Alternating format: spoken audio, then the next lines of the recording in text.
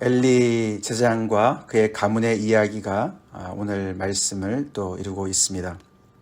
어저께 이어서 그 엘리 두 아들들이 얼마나 하나님 앞에서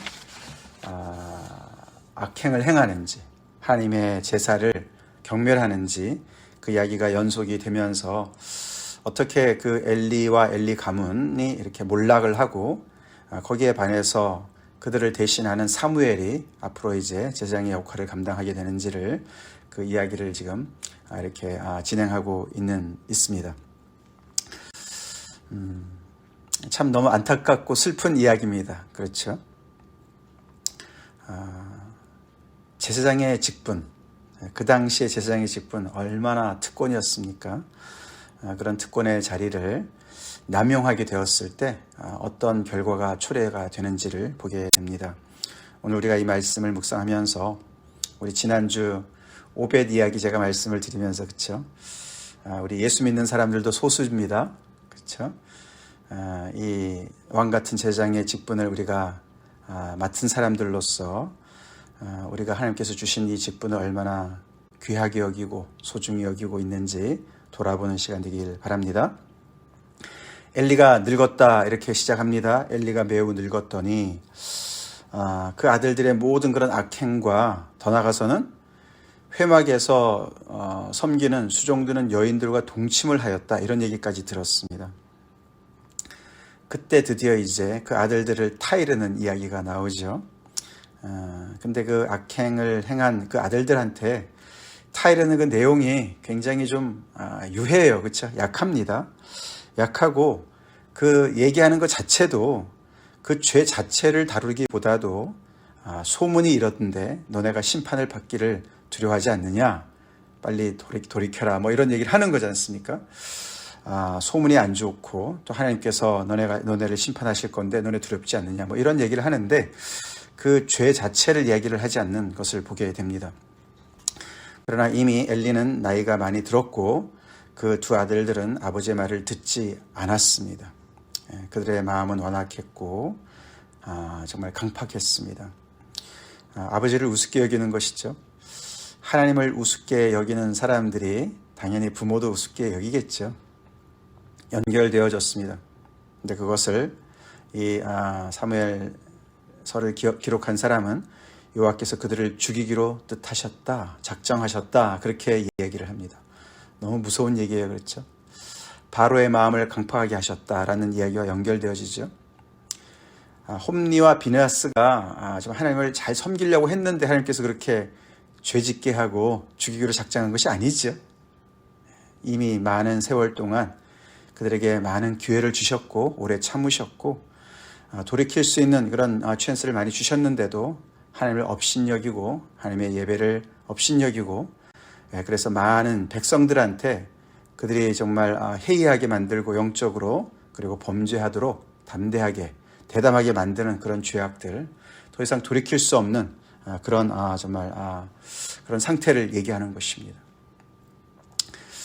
아들들은 그런 거에 반해서 26절에 사무엘 아이 사무엘인 점점 자라면서 여호와와 사람들에게 은총을 더욱 받았다 한 구절이 들어가 있습니다.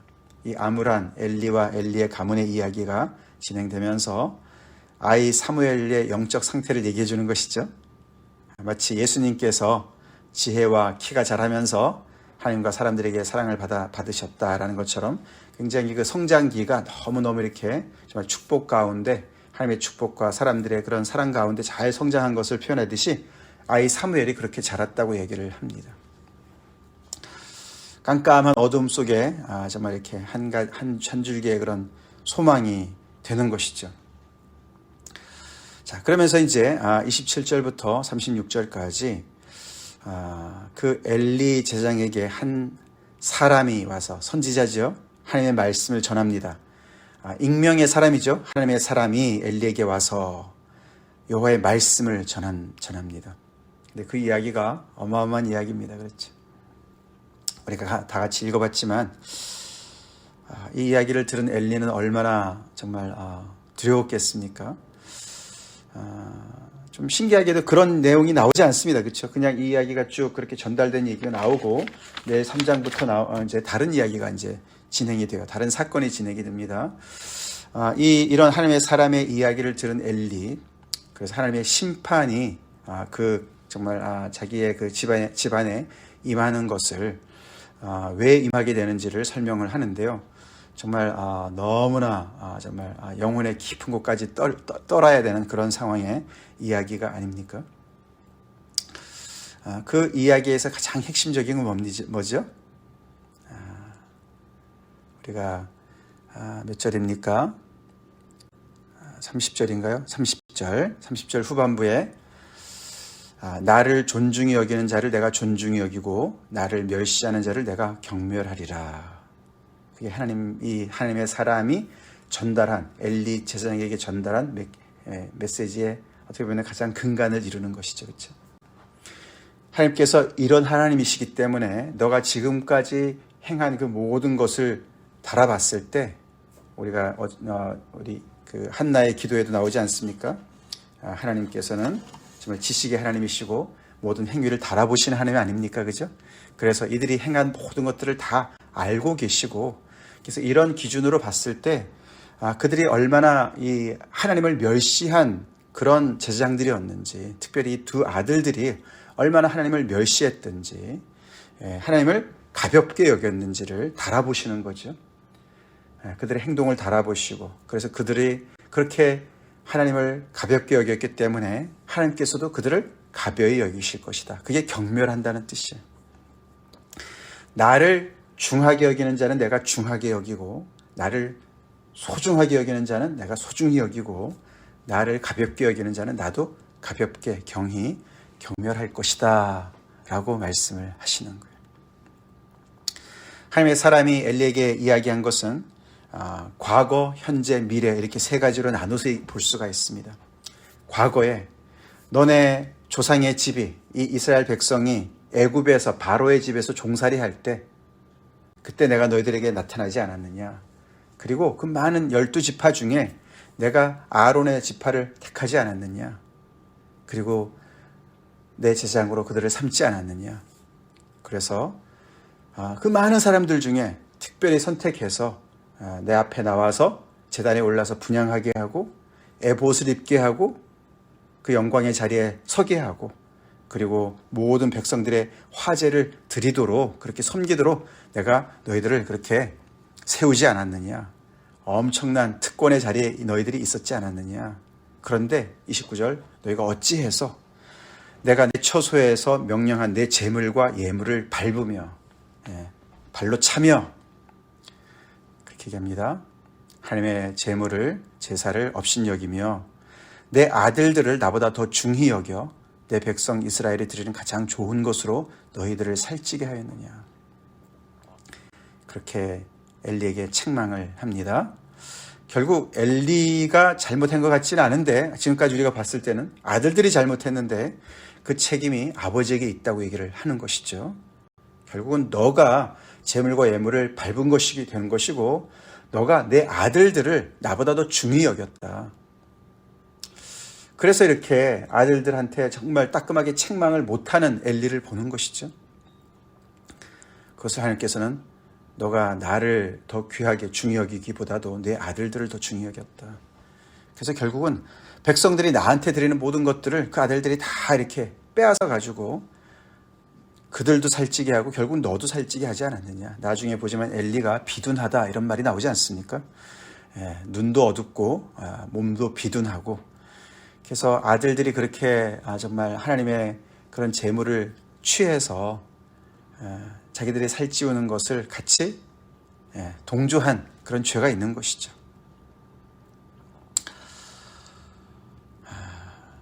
참 무서운 얘기입니다. 그렇죠.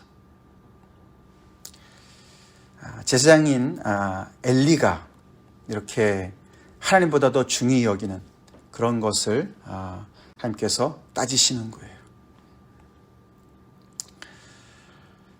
나는 하나님보다 더 중히 여기는 것이 무엇입니까? 혹시 내 자녀들입니까? 나도? 내 아들들을 하나님보다 더 중히 여기지 않으면 나는 무엇을 더 중히 여깁니까? 하나님 그런 걸 따지시는 거예요. 나는 제사장이 아닌데, 아닌 게 아니죠. 우리 모든 예수 믿는 그리스도인들은 왕 같은 제사장들입니다. 수많은 사람들 중에 하나님께서 우리를 택하셨습니다. 하나님의 영광을 위해서 세우셨습니다. 같은 입장이에요. 그래서 제사장은 그 어떤 순간에도 하나님의 거룩하심을 드러냈어야 됐고 하나님의 중하심을 백성들한테 전달을 해야 되는 입장에 있었는데, 이 홈리와 비나스가 특별히 너무나 하나님을 경히 여기고 가볍게 여기고, 그렇게 해서 하나님께 드리는 이런 모든 헌신과 예배와 이런 모든 삶을 아주 천하게 사소하게 여기게 만들었다는 거예요. 하나님께서 그것을 행동을 달아보시고 따지시는 거예요. 그리고 그 모든 죄악을 갚으시는 거예요. 심판하신다는 거예요. 무서운 얘기죠. 우리 자신을 돌아봅시다. 그래서 우리 이 앞에 이 사무엘상 앞부분을 우리가 이렇게 묵상하면서 어저께도 잠깐 말씀을 드렸지만, 내가 정말 소중히 가장 중하게 여기는 것이 무엇인가 따져봐야 돼요. 따져봐야 돼요. 내 중심이 하나님을 향해서 있는가? 하나님이 나의 중심을 차지하고 있는가? 나는 하나님을 존중히 여기는가? 아너하는가? 아너라는 것은 무게를 드린다, 무겁다, 이런 뜻이거든요. 다시 한번 우리 다시 한번 점검해 봅시다. 우리 하나님께 우리의 모든 중심을 드립시다. 아멘. 그것이 제사장의 모습이고 그것이 우리 그리스도인들의 모습이어야 해요. 하나님보다 더 앞세우는 것이 없어야 됩니다. 우리 하나님은 질투하신 하나님이십니다.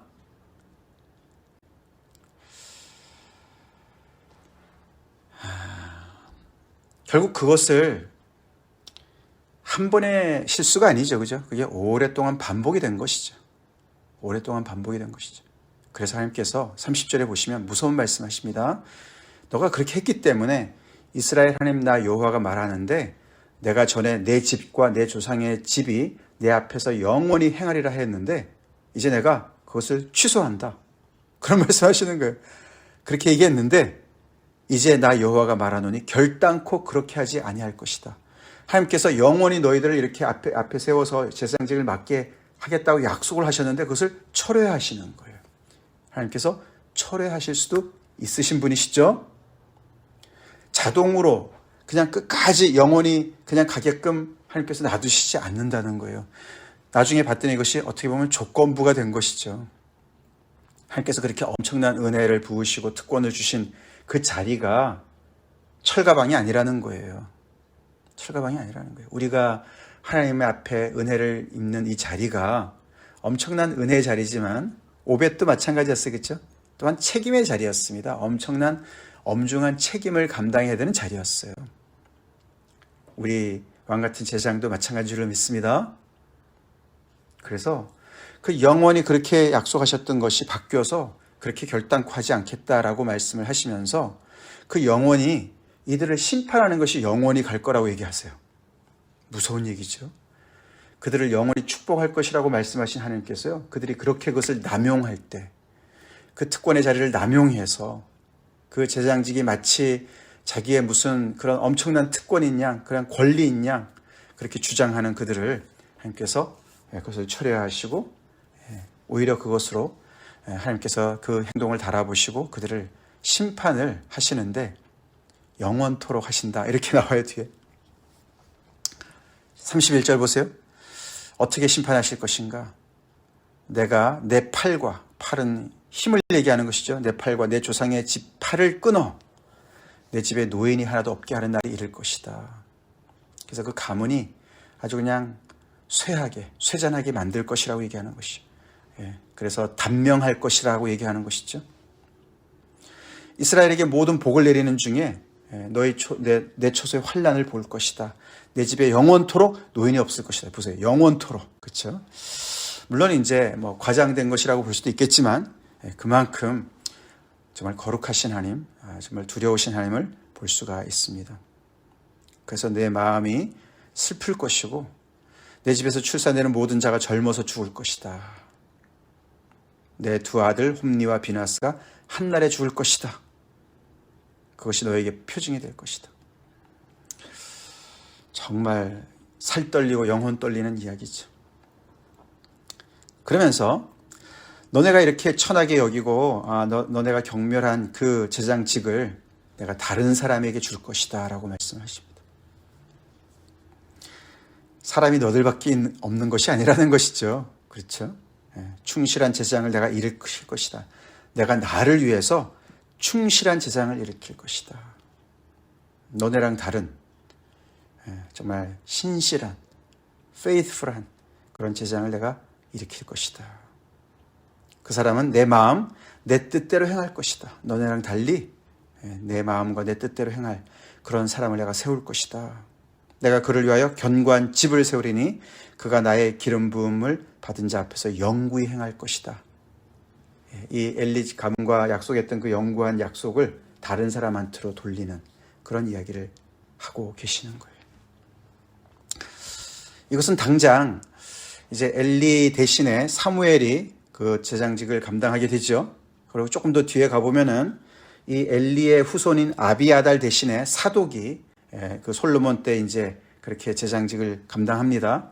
그 사독이 아비아달이 엘리 후손이라 그럽니다. 이제 그런 것을 보게 되고 더 나가서는 이제 오늘 여기 본문에 집이라는 단어가 굉장히 많이 나왔죠. 집. 아까 그렇죠? 조상의 집, 바로의 집 그런 얘기가 계속 나오는데 여기도 견고한 집. 집이라는 것은 어떻게 보면 이제 가문이라고도 볼 수 있겠지만 또 왕조라고 볼 수 있어요. 그래서 견고한 집은 결국은 다윗 왕조를 또 얘기한다고 볼 수가 있어요. 그래 결국은 누구를 얘기하는 것이죠? 모든 인간의 제장직이 다 실패하고 큰 대제장 되시는 예수님을 얘기하는 것이죠. 그렇죠? 그래서 그 멜기세덱의 반차를 따라서 제장이 되신 영원한 하나님 예수님을 얘기하는 것이죠. 그래서 충실한 제사장, 견고한 집을 하나님께서 세울 것이다. 하나님께서 이렇게 은혜를 주시고 그렇게 세운 그 사람들이 그것을 감당하지 못할 때 엘리 가문도 그렇고 결국에 나중에 보면은 이스라엘 백성들도 그 하나님의 그런 은혜를 감당하지 못했을 때 결국 하나님께서는 그들이 실패했기 때문에 하나님의 그런 계획이 실패한 것이 아니라 하나님은 다른 어떤 또 대안을 가지시고 그것을 결국은 하나님의 뜻을 이루어 가시는 구원을 이루시고 예수님을 보내주시고 또 새로운 이스라엘 또 하나님의 백성들 이방인들을 불러내셔서 그들을 정말 백성이 아닌 자들을 백성으로 불러내시는 그런 놀라운 일을 행하시죠. 그것이 지금도 계속 또 적용이 된 줄로 믿습니다. 그래서 바울이 너네가 접붙임을 받은 자들로서 자고하지 말아라 그렇게 말하지 않습니까? 원가지도 잘라내신 하나님께서 접붙인 너희들 그리스도인들 이방인 그리스도인 너희들 너네 자고하지 말아라. 두렵고 떨림으로 너희 구원을 이루라 그렇게 얘기하지 않습니까? 그래서 너네가 36절 너네가 지금 이렇게 남용을 하고 이렇게 정말 너무나 기고만장해서 오만방자해서 이렇게 너네가 나를 업신여기는데 결국 너네 남아있는 집에 남아있는 사람들이 없는 건 아니지만 남아있는 사람들이 나중에 마치 구걸하듯이 그렇게 제장 직분을 나한테 좀 주세요 라고 이 얘기를 할 것이다. 결국은 생계 유지로 그렇게 너네가 정말 그것을 정말 간절히 바라는 그런 신세로 전락할 것이다 라고 정말 이렇게 경고하고 오늘 본문이 마쳐집니다.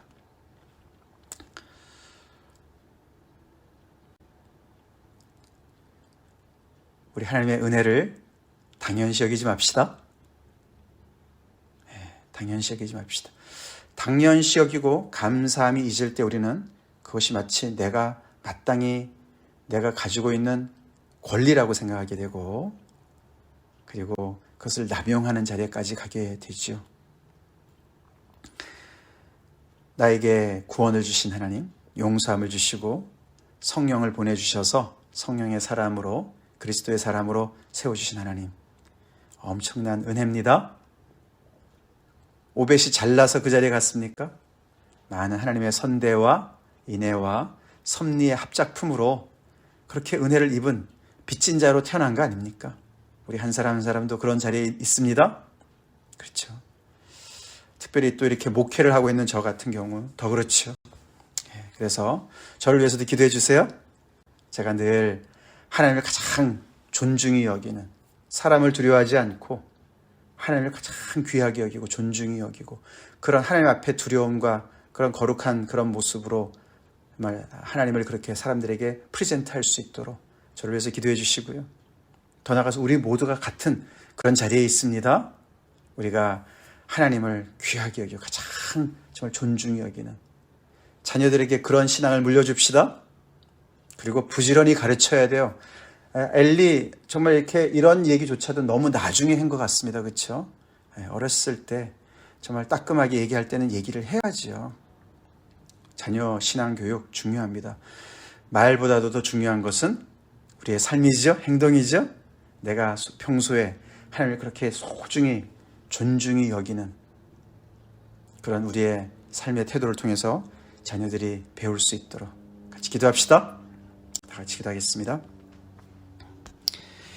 하나님 감사합니다. 오늘 말씀 너무나 두려운 말씀입니다. 제장직을 은혜로 받은 엘리 그 가문이 이렇게 하나님 앞에서 심판을 받습니다.